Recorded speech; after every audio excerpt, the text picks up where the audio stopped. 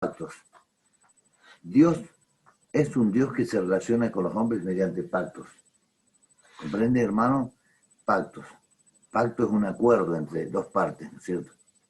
Y acá hay un esquema, ¿no es cierto? Primero, las tres etapas de los pactos de Dios. Primero, Dios hizo un pacto con Abraham, Isaac y Jacob. Después, de la descendencia de Abraham, de Isaac y de Jacob, los hijos de Jacob, vienen las 12 tribus de Israel. Y entonces pasan 400 años y ya los tienen esclavos a los israelitas en Egipto, y ahí Dios por medio de Moisés los saca y hace pacto con Israel. Después pasan los años, el rey David, el rey Saúl, el rey David, otros reyes más. Finalmente viene la época de Jesús y ahí Dios hace el nuevo pacto por medio de la sangre de Jesús. Ese vendría a ser el último pacto, que es el de la iglesia. Ahora, Dios, por medio de los profetas, muestra que el primer pacto no le complació, porque los hombres no cumplieron ese pacto, ¿no es cierto? Dice en Hebreos 8:7, porque si aquel primero hubiera sido sin defecto, ciertamente no se hubiera procurado lugar para el segundo. Entonces, en Hebreos 8:7 dice que si el primer pacto que se hizo con Israel no hubiera tenido defecto, Dios no hubiese prometido otro pacto diferente, un nuevo pacto. Por ejemplo, acá dice en Hebreos capítulo 9, versículo 11 al 14, pero estando ya presente Cristo, sumo sacerdote de los bienes venideros, por el más amplio y más perfecto tabernáculo, no hecho de manos, es decir, no de esta creación, y no por sangre de machos que abrió ni de becerro, sino por su propia sangre, entró una vez para siempre en el lugar santísimo, habiendo obtenido eterna redención, porque si la sangre de los toros y de los machos cabríos y las cenizas de las becerras rociadas a los inmundos santifican para la purificación de la carne, cuánto más la sangre de Cristo, el cual mediante el Espíritu Eterno se ofreció a sí mismo, sin mancha a Dios, limpiará vuestras conciencias de obras muertas para que sirváis al Dios vivo. Entonces acá está diciendo que Cristo es el gran mediador del nuevo pacto, que quitó la maldición de la ley, nos llama a libertad en su nombre. Bajo su nuevo pacto ya no tenemos necesidad de más sacrificios de corderos y demás. Él se ofreció a sí mismo para cargar con nuestros pecados. El nuevo pacto por medio de Cristo, el Hijo de Dios, mediante la propia sangre de Él, es superior a los sacrificios del antiguo pacto, porque los sacrificios del antiguo pacto eran animales. Entonces, no hay punto de comparación entre la sangre de un cordero, de un macho cabrío, con la sangre de Dios hecho hombre, o sea, de Cristo. Ahora, ese sacrificio que se realizó en la cruz. Acá estamos viendo el significado de Cristo en la cruz y lo que logró mediante su muerte. Dice aquí en Colosenses, capítulo 2, anulando el acta de los decretos que había contra nosotros, que nos era contraria, quitándole de medio y clavando en la cruz, y despojando a los principados y a las potestades, los exhibió públicamente, triunfando sobre ellos en la cruz. Por tanto, nadie os juzgue en comida o en bebida, o en cuanto a días de fiesta, lunas nuevas, días de reposo. Amén. Entonces, la cruz de Cristo ha anulado las maldiciones, hermano. Ahí voy a abrir un poquitito, salir de esta pantalla, porque quiero que cuando estoy hablando ustedes me escuchen. Hay hermanos y hay hermanas que siempre viven con mucho miedo, que me van a maldecir, que hay un brujo, que hay un espiritista, que todos... Y quiero decirle una cosa, hermano. En la cruz de Cristo dice que Dios anuló eso, anuló. Todo acta, toda maldición la anuló. Anular significa, la dejó sin efecto. Obvio que nosotros estamos en este mundo y este mundo está lleno de demonios, está lleno de gente que tiene espíritus inmundos. A veces los mismos parientes, el diablo toma a las personas y la persona empieza a pensar mal, lo mira a usted y empiezan, sí, qué bueno estoy, hijo de Dios, y empiezan a hablar así, porque los toma el diablo, ¿no es cierto? y los hace hablar a las personas. Le estoy hablando de los mismos parientes, ¿no es cierto? ¿Me entiende? Le hacen poner en duda su salvación. Amén. Ahora, pero nosotros decidimos cada día si le vamos a creer a Dios o al diablo. Eso lo decidimos nosotros. Por ejemplo, hay un pastor que me dijo, o sea, le voy a explicar algo. Hay un pastor que le agarró un ataque bastante difícil, es diabético así, y le ha agarrado un ataque terrible ahí en Salta y lo llevaron a la clínica, ¿no es cierto? Entonces lo llevaron grave. Entonces otro pastor me habló, cuídate Aníbal, cuidémonos Aníbal, cuídate Aníbal, ¿entiendes? Ahora quiero decir una cosa, y me dice, está bien la fe, pero cuídate Aníbal, ¿me entiendes? Bueno, ¿sabe por qué pasa eso, hermano? Porque nosotros tenemos que saber qué dice la Biblia y decidir qué voy a hacer. ¿Voy a creer en lo que dice la Biblia o lo que dice el noticiero, que es del mundo? El mundo entero está bajo Satanás, hermano, amén.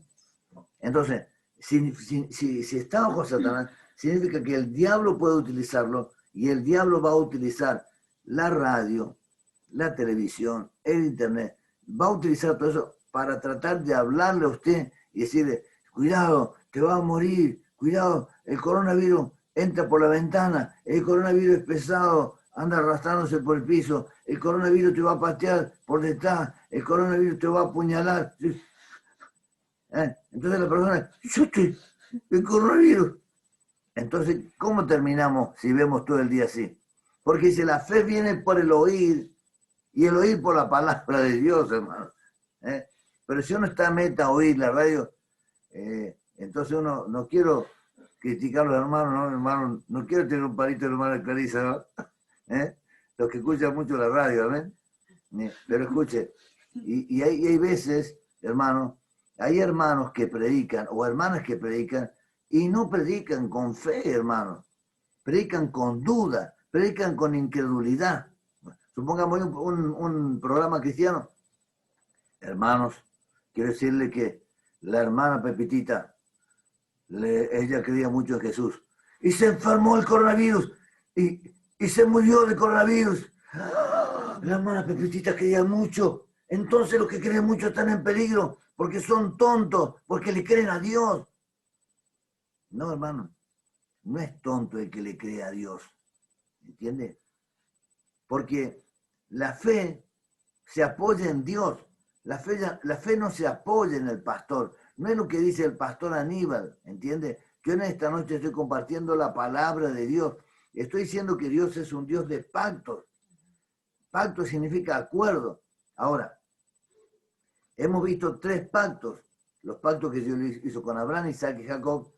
El pacto que hizo con Israel, a través de Moisés. Y el pacto que Dios ha hecho por medio de Jesús. Entonces, ¿cómo hizo ese pacto? Jesús en la cruz derramó hasta la última gota de sangre para redimirlo, para anular todo lo que el diablo, el mundo, Satanás, la brujería, todo lo que el diablo quiere echarle a usted, Jesús lo anuló en la cruz. ¿Se da cuenta, hermano y hermana? Ahora, esto no significa que nosotros vamos a ser personas temerarias, soberbias, tentando a Dios, ¿no es cierto? Entonces que allá está la gente que está con coronavirus, bueno, vamos a verlo, yo vi si está la gente que está... No, hermano, nos vamos a cuidar, ¿no es cierto? Pero tampoco vamos a mirar con asco a los hermanos porque todos no te va a hacer que... ¿Me entiendes?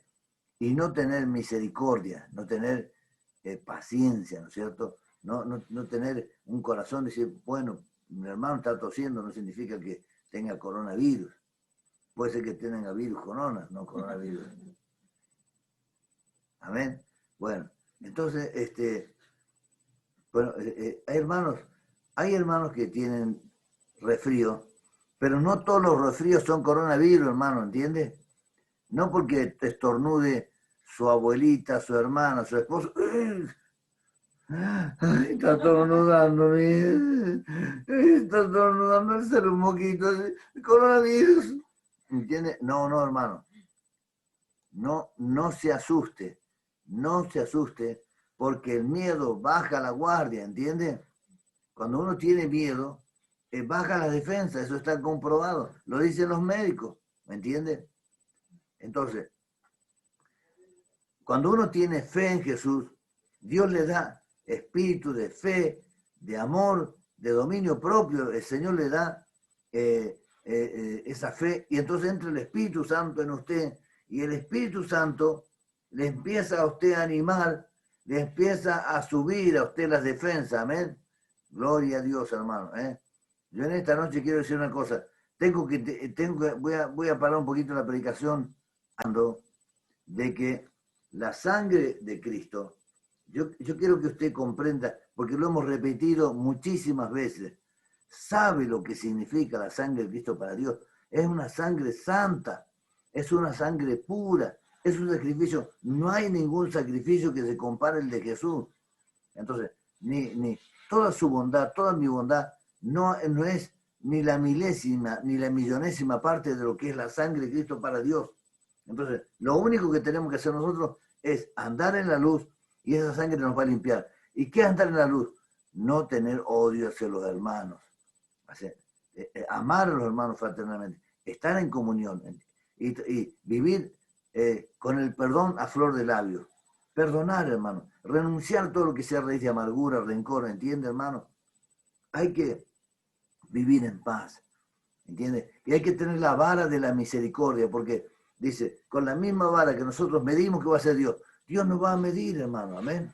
No estoy diciendo que usted sea ingenuo, ¿no es cierto? Que dice, allá he visto a un hombre salir por la pared del techo de la casa y la esposa a las 3 de la mañana.